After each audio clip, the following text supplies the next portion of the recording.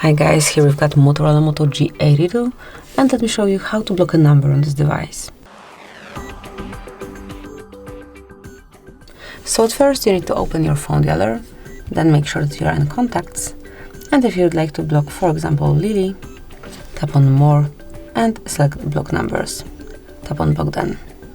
To release this blockade, just tap on More and click on Unblock number. If you would like to set some general rule, tap on More icon again, go to Settings and pick Block Numbers. Right here you can block all unknown colors by using the stop switcher, or you can add some number manually by yourself. So just tap on Add a number and here you can provide it so it is blocked. Tap on Block and that's it. So that would be all. This is how you can smoothly and easily block numbers. Thank you for watching. Please subscribe our channel and leave the thumbs up.